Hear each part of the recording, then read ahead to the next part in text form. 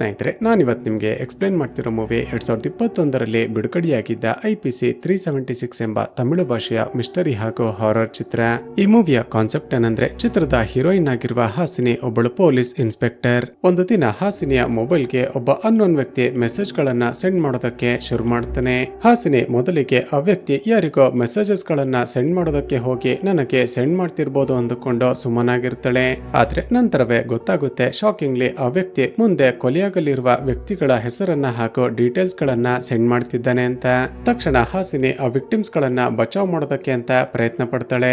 ಆದ್ರೆ ಈಕೆ ಎಷ್ಟೇ ಪ್ರಯತ್ನ ಪಟ್ಟರು ಕೂಡ ಆ ಕಿಲ್ಲರ್ ಒಬ್ಬೊಬ್ಬರನ್ನೇ ನಿಗೂಢವಾಗಿ ಕೊಲೆ ಮಾಡೋದಕ್ಕೆ ಶುರು ಮಾಡ್ತಾನೆ. ಸೊ ಚಿತ್ರದಲ್ಲಿ ಮುಂದೇನಾಯ್ತು? ಅಷ್ಟಕ್ಕೂ ಹಾಸಿನಿಗೆ ಮುಂದೆ ಕೊಲೆಯಾಗಲಿರುವ ವ್ಯಕ್ತಿಗಳ ಡೀಟೇಲ್ಸ್ ಗಳನ್ನ ಸೆಂಡ್ ಮಾಡ್ತಿರುವ ಅನಿಗೂಢ ವ್ಯಕ್ತಿ ಯಾರು? ಅವನಿಗೂ ಈ ಕೊಲೆಗಳಿಗೂ ಏನಾದ್ರೂ ಲಿಂಕ್ ಇದೆಯಾ? ಹಾಸಿನಿ ಈ ಕೇಸ್ ಗಳನ್ನ ಇನ್ವೆಸ್ಟಿಗೇಷನ್ ಮಾಡ್ತಾ ಹೋದಾಗ ರಿವೀಲ್ ಆಗುವ ಒಂದೊಂದೇ ಶಾಕಿಂಗ್ ಹಾಗೂ ಅನ್ಎಕ್ಸ್ಪೆಕ್ಟೆಡ್ ಮರ್ಡರ್ ಮಿಸ್ಟ್ರಿ ಆದ್ರೂ ಏನೆಂಬುದನ್ನ ಈ ವಿಡಿಯೋದಲ್ಲಿ ನೋಡ್ತಾ ಹೋಗೋಣ. ಚಿತ್ರದ ಮೊದಲ ಸೀನ್ನಲ್ಲಿ ಒಬ್ಬ ವ್ಯಕ್ತಿ ತನ್ನ ಮಗಳನ್ನ ಕರೆದುಕೊಂಡು ಒಬ್ಬ ಮಾಂತ್ರಿಕನ ಬಳಿಗೆ ಬರ್ತಾನೆ. ಸ್ವಾಮಿ, ನನ್ನ ಮಗಳು ಕೆಲ ದಿನಗಳಿಂದ ತುಂಬಾನೇ ವಿಚಿತ್ರವಾಗಿ ಬಿಹೇವ್ ಮಾಡ್ತಿದ್ದಾಳೆ. ರಾತ್ರಿ ಹೊತ್ತು ಒಬ್ಬೊಬ್ಬಳೆ ವಿಚಿತ್ರವಾಗಿ ಏನೇನೋ ಮಾತನಾಡ್ತಿರ್ತಾಳೆ. ನಾವು ಏನಾಯ್ತು ಅಂತ ಕೇಳೋದಕ್ಕೆ ಹತ್ರ ಹೋದ್ರೆ ನಮ್ಮ ಮೇಲೂ ಅಟ್ಯಾಕ್ ಮಾಡ್ತಾಳೆ. ಈಕೆ ದೇಹದ ಒಳಗಡೆ ಯಾವುದೋ ಪ್ರೇತಾತ್ಮ ಸೇರಿಕೊಂಡಿದೆ ಅಂತ ಅನ್ಸುತ್ತೆ. ದಯವಿಟ್ಟು ನನ್ನ ಮಗಳನ್ನ ಸರಿ ಮಾಡಿ ಅಂತ ಬೇಡಿಕೊಳ್ತಾನೆ.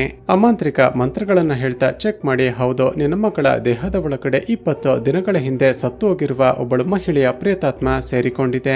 ನಿನ್ನ ಮಗಳನ್ನ ನಾನು ಸರಿ ಮಾಡ್ತೀನಿ, ಆದ್ರೆ ಆ ಪೂಜೆಗೆ 50,000 ರೂಪಾಯಿ ಖರ್ಚಾಗುತ್ತೆ ಅಂತ ಡಿಮ್ಯಾಂಡ್ ಮಾಡ್ತಾನೆ. ಅದಕ್ಕೆ ಆ ವ್ಯಕ್ತಿ, ಸ್ವಾಮಿ, ಎಷ್ಟಾದ್ರೂ ಖರ್ಚಾಗ್ಲಿ, ಮೊದಲು ನನ್ನ ಮಗಳನ್ನ ರೆಡಿ ಮಾಡಿ ಅಂತ ಒಪ್ಪಿಕೊಳ್ತಾನೆ. ಅಷ್ಟರಲ್ಲೇ ಆ ಹುಡುಗಿಗೆ ಒಂದು ಫೋನ್ ಬರುತ್ತೆ. ಫೋನ್ ಅನ್ನ ಪಿಕ್ ಮಾಡಿದ ಆ ಹುಡುಗಿ ನಾರ್ಮಲ್ ಆಗಿ ಮಾತಾಡೋದಕ್ಕೆ ಶುರು ಮಾಡ್ತಾಳೆ. ಸ್ನೇಹಿತರೆ, ಈಗ ರಿವೀಲ್ ಆಗುವ ಟ್ವಿಸ್ಟ್ ಏನಂದ್ರೆ, ಆ ಹುಡುಗಿ ಬೇರೆ ಯಾರು ಅಲ್ಲ, ಚಿತ್ರದ ಹೀರೋಯಿನ್ ಆಗಿರುವ ಪೊಲೀಸ್ ಆಫೀಸರ್ ಹಾಸಿನಿ. ಮಾಂತ್ರಿಕರು ಭೂತ ಪ್ರೇತ ಅಂತ ಸುಳ್ಳು ಹೇಳಿ ಜನಗಳ ಬಳಿ ದುಡ್ಡನ್ನ ವಸೂಲಿ ಮಾಡ್ತಿದ್ದಾರೆ ಅಂತ ನ್ಯೂಸ್ ಬಂದು ಅವರನ್ನ ಅರೆಸ್ಟ್ ಮಾಡೋದಕ್ಕೆ ಈ ರೀತಿ ವೇಷ ಮರೆಸಿಕೊಂಡು ಬಂದಿರ್ತಾರೆ. ಇವರು ಪೊಲೀಸರು ಅಂತ ಗೊತ್ತಾಗ್ತಿದ್ದ ಹಾಗೆ ಅಮಾಂತ್ರಿಕನ ಟೀಮ್ ನವರು ಇವರ ಮೇಲೆ ಅಟ್ಯಾಕ್ ಮಾಡಿ ತಪ್ಪಿಸಿಕೊಳ್ಳೋದಕ್ಕೆ ಪ್ರಯತ್ನ ಪಡ್ತಾರೆ. ಆದ್ರೆ ಹಾಸಿನಿ ಹಾಗೂ ಅವಳ ಟೀಮ್ ನವರು ಅಮಾಂತ್ರಿಕರಿಗೆ ಸರಿಯಾಗಿ ಹೊಡೆದು ಕೊನೆಗೂ ಅರೆಸ್ಟ್ ಮಾಡ್ತಾರೆ. ಇಲ್ಲಿಗೆ ಸೀನ್ ಕಟ್ಟಾಗಿ ನಂತರದ ಸೀನ್ ನಲ್ಲಿ ಹಾಸಿನಿಯ ಅಣ್ಣ, ಅತ್ತಿಗೆ ಹಾಗೂ ಅವರ ಮಗಳನ್ನ ನೋಡ್ತೀವಿ. ಸ್ನೇಹಿತರೆ, ಹಾಸಿನಿಯ ತಂದೆ ತಾಯಿ 5 ವರ್ಷಗಳ ಹಿಂದೆ ಒಂದು ರೋಡ್ ಆಕ್ಸಿಡೆಂಟ್ ನಲ್ಲಿ ತೀರಿಕೊಂಡಿರ್ತಾರೆ. ಅಂದಿನಿಂದ ಹಾಸಿನಿ ಅವಳ ಅಣ್ಣ ಹಾಗೂ ಅತ್ತಿಗೆಯ ಮನೆಯಲ್ಲೇ ಅವರ ಜೊತೆನೆ ವಾಸ ಮಾಡ್ತಿರ್ತಾಳೆ. ಹಾಸಿನಿಯ ಅಣ್ಣ ಹಾಗೂ ಅತ್ತಿಗೆ ಇವಳಿಗೆ ಮದುವೆ ಮಾಡಿಸ್ಬೇಕು ಅಂತ ತುಂಬಾನೇ ಪ್ರಯತ್ನ ಪಡ್ತಿರ್ತಾರೆ. ಆದ್ರೆ ಈಕೆ ಮಾತ್ರ ನನಗೆ ಇನ್ನು ಸ್ವಲ್ಪ ಟೈಮ್ ಬೇಕು ಅಂತ ಬರುವ ಎಲ್ಲ ಸಂಬಂಧಗಳನ್ನು ರಿಜೆಕ್ಟ್ ಮಾಡ್ತಿರ್ತಾಳೆ. ಇಲ್ಲಿಗೆ ಸೀನ್ ಕಟ್ಟಾಗಿ ಮರುದಿನ ಬೆಳಿಗ್ಗೆ ಹಾಸಿನಿ ತಾನು ಕೆಲಸ ಮಾಡ್ತಿದ್ದ ಗಾಂಧಿನಗರ್ ಪೊಲೀಸ್ ಸ್ಟೇಷನ್ಗೆ ಎಂದಿನಂತೆ ಡ್ಯೂಟಿಗೆ ಹೋಗಿರ್ತಾಳೆ. ಸ್ವಲ್ಪ ಸಮಯದ ನಂತರ ಕಮಿಷನರ್ ಆಫೀಸ್ ನಲ್ಲಿ ಒಂದು ಇಂಪಾರ್ಟೆಂಟ್ ಮೀಟಿಂಗ್ ಇದೆ ಅಂತ ಅರ್ಜೆಂಟ್ ನಲ್ಲಿ ಹೋಗ್ತಿರುವಾಗ ಅಲ್ಲಿಗೆ ಒಬ್ಬ ವಯಸ್ಸಾದ ವ್ಯಕ್ತಿ ಬರ್ತಾನೆ. ಅವನನ್ನ ನೋಡ್ತಿದ್ದ ಹಾಗೇನೆ ಹಾಸಿನಿ ಜೊತೆ ಇದ್ದ ಕಾನ್ಸ್ಟೇಬಲ್, ಸರ್, ಎಷ್ಟು ಸರಿ ಅಂತ ನಿಮ್ಗೆ ಹೇಳ್ಬೇಕು, ನಿಮ್ಮ ಮನೆ ಇರುವ ಏರಿಯಾ ಬೇರೆ ಪೊಲೀಸ್ ಸ್ಟೇಷನ್ ನ ಲಿಮಿಟ್ ನಲ್ಲಿ ಬರುತ್ತೆ. ಅದಕ್ಕೆ ಆ ವ್ಯಕ್ತಿ, ಸರ್, ನಮ್ಮ ಏರಿಯಾದ ಪೊಲೀಸರು ನನಗೆ ಸಹಾಯ ಮಾಡ್ತಿಲ್ಲ ಅಂತಾನೆ ನಿಮ್ಮ ಬಳಿ ಬಂದಿರೋದು. ಮೇಡಮ್, ನನ್ನ ಮಗಳು ನಿಗೂಢವಾಗಿ ಮಿಸ್ಸಿಂಗ್ ಆಗಿದ್ದಾಳೆ, ದಯವಿಟ್ಟು ಹೇಗಾದ್ರೂ ಮಾಡಿ ಆಕೆಯನ್ನ ಹುಡುಕಿ ಕೊಡಿ ಅಂತ ರಿಕ್ವೆಸ್ಟ್ ಮಾಡ್ತಾನೆ.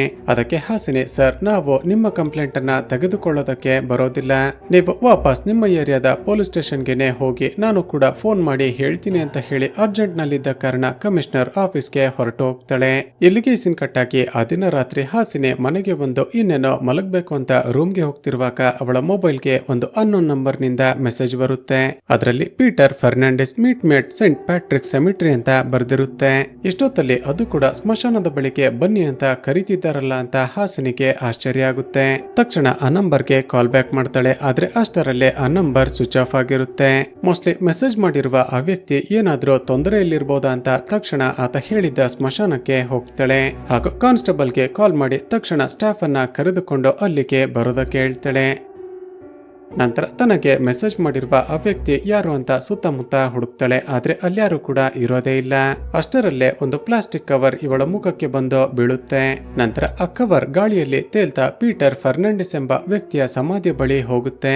ಈ ಪೀಟರ್ ಫರ್ನಾಂಡಿಸ್ ಎಂಬ ವ್ಯಕ್ತಿ ಸತ್ತು ಹೋಗಿದ್ದಾನೆ. ಆದ್ರೆ ಇವನ ಹೆಸರಲ್ಲಿ ನನ್ನನ್ನ ಇಲ್ಲಿಗೆ ಕರೆಸಿದವರು ಯಾರು ಅಂತ ಯೋಚನೆ ಮಾಡ್ತಿರುವಾಗ ದೂರದಲ್ಲಿ ಒಂದಷ್ಟು ಜನ ಮಾತನಾಡ್ತಿರುವ ರೀತಿ ಶಬ್ದ ಆಗುತ್ತೆ.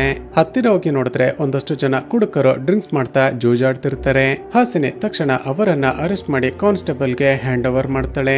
ಇಲ್ಲಿಗೆ ಈ ಸೀನ್ ಕಟ್ಟಾಗಿ 2 ದಿನಗಳ ನಂತರ ಹಾಸಿನಿಯ ಪೊಲೀಸ್ ಸ್ಟೇಷನ್ಗೆ ಮಧುಸೂದನ್ ಎಂಬ ಒಬ್ಬ ವ್ಯಕ್ತಿ ಬರ್ತಾನೆ. ಏನ್ ವಿಷಯ ಅಂತ ಕೇಳಿದಾಗ ಆತ ಹೇಳೋದನಂದ್ರೆ, ಮೇಡಮ್, ಸಿಟಿಯ ಔಟ್ಸ್ಕರ್ಟ್ ನಲ್ಲಿ ಅರವಿಂದ್ ರೆಸಾರ್ಟ್ ಎಂಬ ಒಂದು ರೆಸಾರ್ಟ್ ಅನ್ನ ರನ್ ಮಾಡ್ತಿದ್ದೀನಿ. ನನ್ನ ರೆಸಾರ್ಟ್ ಚೆನ್ನಾಗಿ ರನ್ ಆಗ್ತಿತ್ತು, ಆದ್ರೆ ಕಳೆದ ಕೆಲವು ದಿನಗಳಿಂದ ತುಂಬಾನೇ ಲಾಸ್ ಆಗ್ತಿದೆ. ಅದಕ್ಕೆ ಕಾರಣವೇನೆಂದ್ರೆ ನನ್ನ ರೆಸಾರ್ಟ್ಗೆ ಬಂದಿದ್ದ ಒಂದಷ್ಟು ಜನ ಗೆಸ್ಟ್ ಗಳಿಗೆ ಅಲ್ಲಿ ದೆವ್ವ ಕಾಣಿಸ್ತಂತೆ. ಈ ವಿಷಯ ಎಲ್ಲ ಕಡೆ ವೈರಲ್ ಆಗಿ ಗೆಸ್ಟ್ ಗಳು ನನ್ನ ರೆಸಾರ್ಟ್ಗೆ ಬರೋದನ್ನೇ ಸ್ಟಾಪ್ ಮಾಡಿದ್ದಾರೆ. ಅದಕ್ಕೆ ಈ ಭೂತ ಪ್ರೇತಗಳನ್ನ ನಂಬದ ಹಾಸಿನಿ, ನಿನ್ಗೇನಾದ್ರೂ ತಲೆ ಕೆಟ್ಟಿದ್ಯಾ? ಈಗಿನ ಕಾಲದಲ್ಲೂ ಈ ಭೂತ ಪ್ರೇತಗಳನ್ನೆಲ್ಲ ನಂಬ್ತಿರಲ್ಲ. ಆ ರೀತಿ ಏನು ಕೂಡ ಇರೋದಿಲ್ಲ. ನಮ್ಮ ಕಾನ್ಸ್ಟೇಬಲ್ ಬಂದು ಚೆಕ್ ಮಾಡ್ತಾರೆ, ನೀವೀಗ ಹೊರಡಿ ಅಂತ ಕಳುಹಿಸಿ ಬಿಡುತ್ತಾಳೆ. ಇಲ್ಲಿಗೆ ಸೀನ್ ಕಟ್ಟಾಗಿ ಆ ದಿನ ರಾತ್ರಿ ಮತ್ತೆ ಹಾಸಿನಿಯ ಮೊಬೈಲ್ಗೆ ಅನ್ನೋನ್ ನಂಬರ್ ನಿಂದ ಮೆಸೇಜ್ ಬರುತ್ತೆ. ಅದರಲ್ಲಿ ರಾಜಶೇಖರ್ ಅಕ್ಯೂಸ್ಡ್ ಟೇಕ್ ಆಕ್ಷನ್ ಅಂತ ಬರೆದಿರುತ್ತೆ. ಪದೇ ಪದೇ ತನಗೆ ಮೆಸೇಜ್ ಮಾಡ್ತಿರುವ ಆ ವ್ಯಕ್ತಿ ಯಾರು ಅಂತ ತಕ್ಷಣ ಆ ನಂಬರ್ಗೆ ಕಾಲ್ ಮಾಡ್ತಾಳೆ. ಆದ್ರೆ ಮತ್ತೆ ಆ ನಂಬರ್ ಸ್ವಿಚ್ ಆಫ್ ಆಗಿರುತ್ತೆ. ಮರುದಿನ ಬೆಳಿಗ್ಗೆ ಸ್ಟೇಷನ್ಗೆ ಹೋಗಿ ತನಗೆ ಮೆಸೇಜ್ ಮಾಡ್ತಿರುವ ಆ ನಂಬರ್ ನ ಡೀಟೇಲ್ಸ್ ಗಳನ್ನ ಕಲೆಕ್ಟ್ ಮಾಡೋದಕ್ಕೆ ಹೇಳ್ತಾಳೆ. ಚೆಕ್ ಮಾಡಿದಾಗ ರಿವೀಲ್ ಆಗುವ ಒಂದು ವಿಚಿತ್ರವೇನೆಂದ್ರೆ, ಆ ಸಿಮ್ ಯಾರ ಹೆಸರಲ್ಲೂ ಕೂಡ ರಿಜಿಸ್ಟರ್ ಆಗಿರೋದಿಲ್ಲ. ಒಂದು ಸಿಮ್ ಯಾರ ಹೆಸರಲ್ಲೂ ಕೂಡ ರಿಜಿಸ್ಟರ್ ಆಗದೇ ಇರೋದಕ್ಕೆ ಹೇಗೆ ಸಾಧ್ಯ ಅಂತ ಹಾಸಿನಿಗೆ ತುಂಬಾನೇ ಆಶ್ಚರ್ಯ ಆಗುತ್ತೆ. ಇಲ್ಲಿಗೆ ಸೀನ್ ಕಟ್ಟಾಗಿ ಆ ದಿನ ರಾತ್ರಿ ಮತ್ತೆ ಆ ನಂಬರ್ ನಿಂದ ಹಾಸಿನಿಯ ಮೊಬೈಲ್ಗೆ ಮೆಸೇಜ್ ಬರುತ್ತೆ. ಈ ಬಾರಿ ಮೆಸೇಜ್ ನಲ್ಲಿ ಆ ರಾಜಶೇಖರ್ನ ಡೇಟ್ ಆಫ್ ಬರ್ತ್ ಅನ್ನ ಮೆನ್ಷನ್ ಮಾಡಿರುತ್ತೆ. ಈಗ ಹಾಸಿನಿಗೆ ಅನುಮಾನ ಬಂದು ತಕ್ಷಣ ಸಬ್ ಇನ್ಸ್ಪೆಕ್ಟರ್ಗೆ ಕಾಲ್ ಮಾಡಿ ಆ ದಿನಾಂಕದಂದು ಹುಟ್ಟಿರುವ ರಾಜಶೇಖರ್ ಎಂಬ ವ್ಯಕ್ತಿ ಯಾರಾದ್ರೂ ಇದ್ದಾರಾ ಅಂತ ಪತ್ತೆ ಮಾಡೋದಕ್ಕೆ ಹೇಳ್ತಾಳೆ.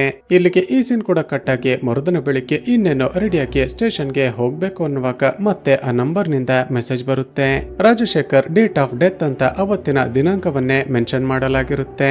ಹಾಗಾದ್ರೆ ಆ ಮೆಸೇಜ್ ನಲ್ಲಿ ಮೆನ್ಷನ್ ಮಾಡಿರೋ ಹಾಗೆ ಆ ರಾಜಶೇಖರ್ ಎಂಬಾತ ಇವತ್ತೇ ಸಾಯ್ತಾನ ಅಂತ ತಕ್ಷಣ ಸ್ಟೇಷನ್ಗೆ ಹೊರಟು ಬರ್ತಾಳೆ. ಅಷ್ಟರಲ್ಲೇ ಆ ಡೇಟ್ ಆಫ್ ಬರ್ತ್ ಇರುವ ರಾಜಶೇಖರ್ ಯಾರು ಅಂತ ಸಬ್ ಇನ್ಸ್ಪೆಕ್ಟರ್ ಪತ್ತೆ ಮಾಡಿರ್ತಾನೆ. ತಕ್ಷಣ ಆ ರಾಜಶೇಖರ್ನ ಅಡ್ರೆಸ್ಗೆ ಹೋಗಿ ಚೆಕ್ ಮಾಡಿದಾಗ ಗೊತ್ತಾಗುತ್ತೆ ಆತ ಒಬ್ಬ ಶ್ರೀಮಂತ ಬಿಸ್ನೆಸ್ ಮನ್ ಅಂತ. ಹಾಸಿನಿ ತನಗೆ ಬರ್ತಿರುವ ಮೆಸೇಜಸ್ ಗಳ ಬಗ್ಗೆ ಇನ್ಫಾರ್ಮ್ ಮಾಡಿ, ಸರ್, ಮೋಸ್ಟ್ಲಿ ನಿಮ್ಮ ಜೀವಕ್ಕೆ ಏನೋ ಅಪಾಯ ಇದೆ ಅಂತ ಅನ್ನಿಸ್ತಿದೆ. ಅದಕ್ಕೆ ಆ ರಾಜಶೇಖರ್ ನಗುತ್ತಾ, ಮೇಡಮ್, ಆ ರೀತಿ ಏನು ಕೂಡ ಇರೋದಿಲ್ಲ. ನಾನು ಹಲವಾರು ಬಿಸ್ನೆಸ್ ಗಳನ್ನ ಹಾಗೂ ಕಂಪನಿಗಳನ್ನ ರನ್ ಮಾಡ್ತಿದ್ದೀನಿ. ಮೋಸ್ಟ್ಲಿ ನಾನು ಕೆಲಸದಿಂದ ತೆಗೆದು ಹಾಕಿರುವ ಯಾರೋ ನನ್ನ ಕಂಪನಿಯ ಎಕ್ಸ್ ಎಂಪ್ಲಾಯಿ ನನ್ನನ್ನ ಹೆದರಿಸೋದಕ್ಕೆ ಅಂತ ಈ ರೀತಿ ಸೆಂಡ್ ಮಾಡ್ತಿರ್ಬಹುದು. ಅದಕ್ಕೆ ಹಾಸಿನಿ, ಇಲ್ಲ ಸರ್, ಆ ನಂಬರ್ ಅನ್ನ ಟ್ರೇಸ್ ಮಾಡೋದಕ್ಕೆ ಪ್ರಯತ್ನ ಪಟ್ವಿ, ಆದ್ರೆ ಯಾವುದೇ ಡೀಟೇಲ್ಸ್ ಗಳು ಸಿಗ್ತಿಲ್ಲ. ಮೇಡಮ್, ನನ್ನ ಸೆಕ್ಯೂರಿಟಿಗೆ ಅಂತ ಪರ್ಸನಲ್ ಬಾಡಿ ಗಾರ್ಡ್ಸ್ ಗಳು ಇದ್ದಾರೆ, ನೀವೇನೋ ತಲೆ ಕೆಡಿಸಿಕೊಳ್ಬೇಡಿ. ಆ ರೀತಿ ಏನಾದ್ರೂ ತೊಂದರೆ ಆದ್ರೆ ನಿಮ್ಮನ್ನ ಕಾಂಟ್ಯಾಕ್ಟ್ ಮಾಡ್ತೀನಿ ಅಂತ ಹೇಳಿ ಅಲ್ಲಿಂದ ಕಳುಹಿಸಿ ಬಿಡ್ತಾನೆ. ಆದ್ರೆ ಹಾಸಿನಿಗೆ ಮಾತ್ರ ಖಂಡಿತ ಈ ರಾಜಶೇಖರ್ಗೆ ಏನೋ ಆಗುತ್ತೆ ಅಂತ ಅನುಮಾನ ಬಂದು ಅವನಿಗೆ ಗೊತ್ತಾಗದ ಹಾಗೆ ಫಾಲೋ ಮಾಡೋದಕ್ಕೆ ಶುರು ಮಾಡ್ತಾಳೆ. ಆ ದಿನ ಸಾಯಂಕಾಲ ಒಂದು ಪೂಜೆ ಇತ್ತು ಅಂತ ಈ ರಾಜಶೇಖರ್ ತನ್ನ ಹೆಂಡತಿಯನ್ನ ಕರೆದುಕೊಂಡು ನದಿಯ ಬಳಿ ಇದ್ದ ದೇವಸ್ಥಾನಕ್ಕೆ ಹೋಗಿರ್ತಾನೆ. ಪೂಜೆ ಮುಗಿದ ನಂತರ ನದಿಯಲ್ಲಿ 5 ಬಾರಿ ಮುಳುಗಬೇಕು ಅಂತ ಸ್ವಾಮೀಜಿ ಹೇಳಿದ ಕಾರಣ ನದಿಗೆ ಇಳಿತಾನೆ. ಹೀಗೆ ನದಿಯ ಒಳಗಡೆ ಮುಳುಗಿದ ರಾಜಶೇಖರ್ ಎಷ್ಟೊತ್ತಾದ್ರೂ ಮೇಲಕ್ಕೆ ಬರೋದೇ ಇಲ್ಲ. ಅನುಮಾನ ಬಂದು ತಕ್ಷಣ ಹಾಸಿನಿ ಹಾಗೂ ಪೊಲೀಸರು ಹತ್ತಿರ ಬಂದು ನೋಡೋಷ್ಟರಲ್ಲಿ ಶಾಕಿಂಗ್ಲಿ ರಾಜಶೇಖರ್ ನೀರಿನ ಒಳಗಡೆ ಮುಳುಗಿ ಸತ್ತೋಗಿರ್ತಾನೆ. ಇಷ್ಟೊತ್ತು ಚೆನ್ನಾಗೇ ಇದ್ದ ರಾಜಶೇಖರ್ಗೆ ಇದ್ದಕ್ಕಿದ್ದ ಹಾಗೆ ಏನಾಯ್ತು ಅಂತ ಅಲ್ಲಿದ್ದ ಎಲ್ಲರಿಗೂ ತುಂಬಾನೇ ಶಾಕ್ ಆಗುತ್ತೆ. ಇಲ್ಲಿಗೆ ಸೀನ್ ಕಟ್ಟಾಗಿ ಆ ದಿನ ರಾತ್ರಿ ಹಾಸಿನಿ ಮನೆಯಲ್ಲಿ ಊಟ ಮಾಡ್ತಿರುವಾಗ ಮತ್ತೆ ಆ ನಂಬರ್ ನಿಂದ ಮೆಸೇಜ್ ಬರುತ್ತೆ. ಈ ಬಾರಿ ಆ ಮೆಸೇಜ್ ನಲ್ಲಿ Arvind resort accused take action ಅಂತ ಬರೆದಿರುತ್ತೆ. ಆ ಮೆಸೇಜ್ ಅನ್ನ ನೋಡ್ತಿದ್ದ ಹಾಗೇನೆ ಹಾಸಿನಿಗೆ ಒಂದು ವಿಷಯ ಫ್ಲಾಶ್ ಆಗುತ್ತೆ. ಕೆಲವು ದಿನಗಳ ಹಿಂದೆ ಮಧುಸೂದನ್ ಎಂಬ ಒಬ್ಬ ವ್ಯಕ್ತಿ ಸ್ಟೇಷನ್ಗೆ ಬಂದು ತನ್ನ ಅರವಿಂದ್ ರೆಸಾರ್ಟ್ ನ ಬಗ್ಗೆ ಏನನ್ನೋ ಹೇಳೋದಕ್ಕೆ ಪ್ರಯತ್ನ ಪಟ್ಟಿದ್ದ ಅಲ್ವಾ. ತಕ್ಷಣ ಮಧುಸೂದನ್ ಹೇಳಿದ್ದ ಅರವಿಂದ್ ರೆಸಾರ್ಟ್ ನ ಡೀಟೇಲ್ಸ್ ಗಳನ್ನ ಕಲೆಕ್ಟ್ ಮಾಡ್ಕೊಂಡು ಅಲ್ಲಿಗೆ ಹೋಗ್ತಾರೆ.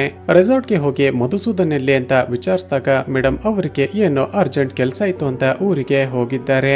ಸರಿ, ಮಧುಸೂದನ್ ಹೇಳಿದ್ದ ರೀತಿ ರೆಸಾರ್ಟ್ ನಲ್ಲಿ ಏನಾದ್ರೂ ಆಕ್ಟಿವಿಟೀಸ್ ಗಳು ನಡೀತಿದ್ಯಾ ಅಂತ ಚೆಕ್ ಮಾಡಿದಾಗ ಒಬ್ಬೊಬ್ಬರು ಒಂದೊಂದು ಹಾರರ್ ಇನ್ಸಿಡೆಂಟ್ ಗಳನ್ನ ಹೇಳ್ತಾರೆ.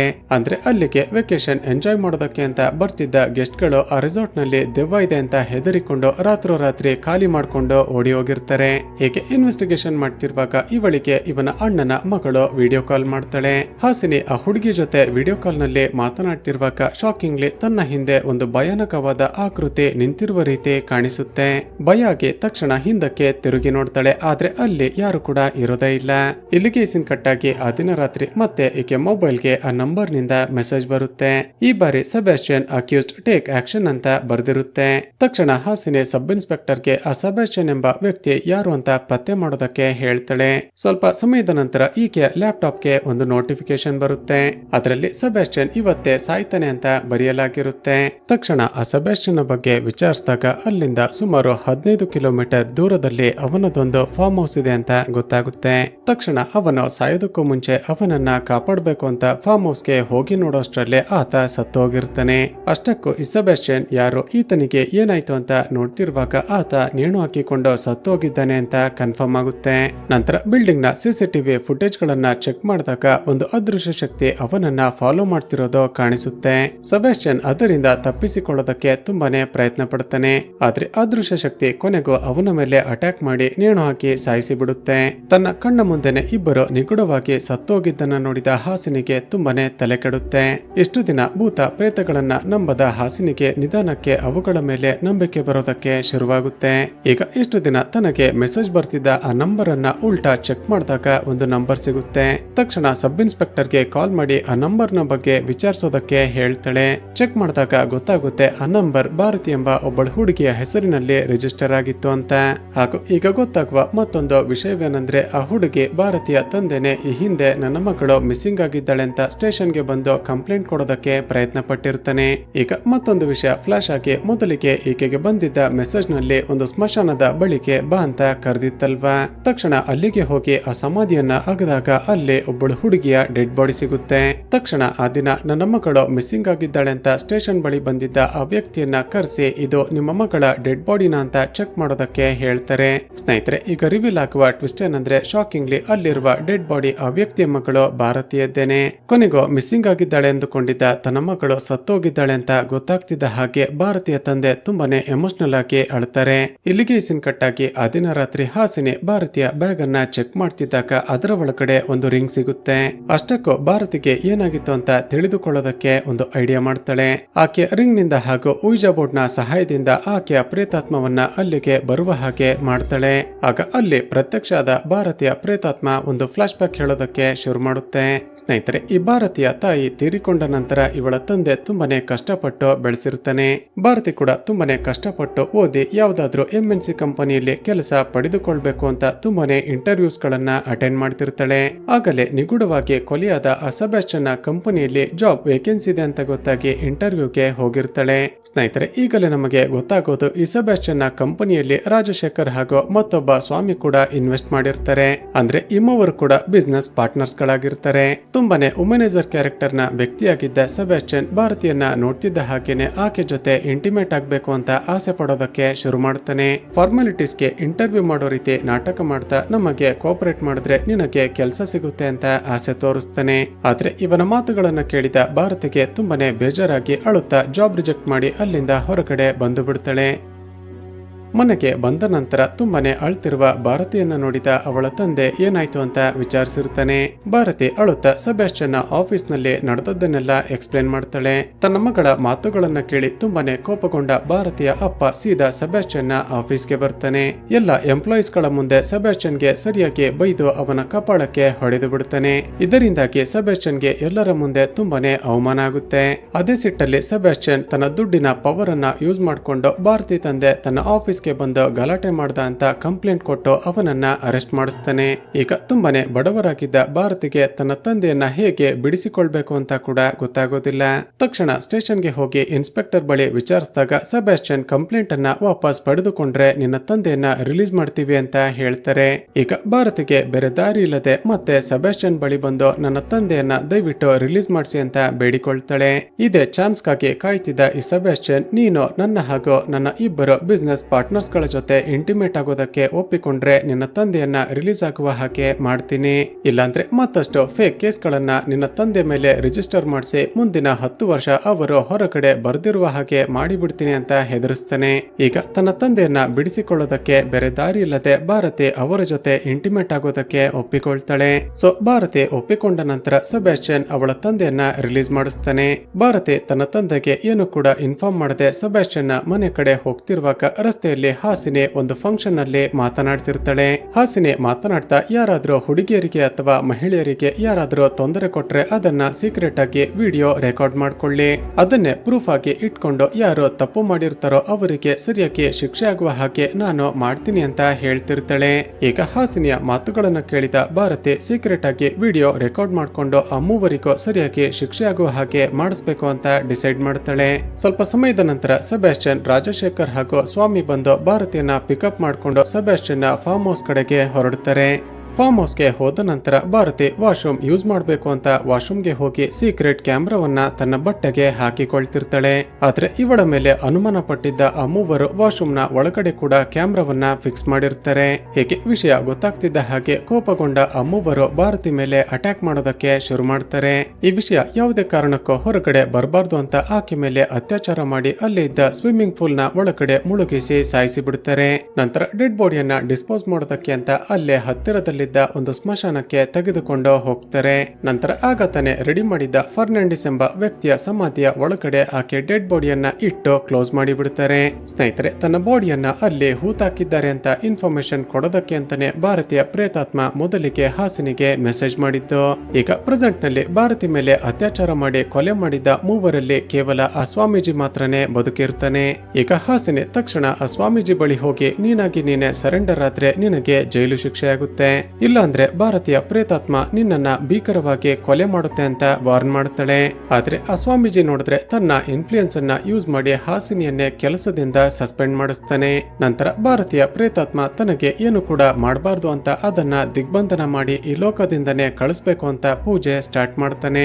ಆದ್ರೆ ಅಷ್ಟರಲ್ಲೇ ಭಾರತೀಯ ಪ್ರೇತಾತ್ಮ ಹಾಸಿನಿಯ ದೇಹದ ಒಳಗಡೆ ಸೇರಿಕೊಳ್ಳುತ್ತೆ. ನಂತರ ಆ ಸ್ವಾಮೀಜಿ ಪೂಜೆ ಮಾಡ್ತಿದ್ದ ಜಾಗಕ್ಕೆ ಹೋಗಿ ಎಲ್ಲರ ಮೇಲೆ ಅಟ್ಯಾಕ್ ಮಾಡೋದಕ್ಕೆ ಶುರು ಮಾಡುತ್ತೆ. ಆ ಸ್ವಾಮೀಜಿ ಇವಳಿಂದ ತಪ್ಪಿಸಿಕೊಳ್ಳೋದಕ್ಕೆ ತುಂಬಾನೇ ಪ್ರಯತ್ನ ಪಡ್ತಾನೆ. ಆದ್ರೆ ಕೊನೆಗೂ ಭಾರತೀಯ ಪ್ರೇತಾತ್ಮ ಅವನಿಗೆ ಬೆಂಕಿ ಇಟ್ಟು ತುಂಬಾನೇ ಭೀಕರವಾಗಿ ಸಾಯಿಸಿ ಬಿಡುತ್ತೆ. ಆ ಮೂಲಕ ತನ್ನ ಸೇಡನ್ನ ತೀರಿಸಿಕೊಂಡ ಭಾರತೀಯ ಪ್ರೇತಾತ್ಮ ಹೊರಟು ಹೋಗುತ್ತೆ ಹಾಗೂ ಇಲ್ಲಿಗೆ ಈ ಚಿತ್ರ ಮುಕ್ತಾಯವಾಗುತ್ತೆ.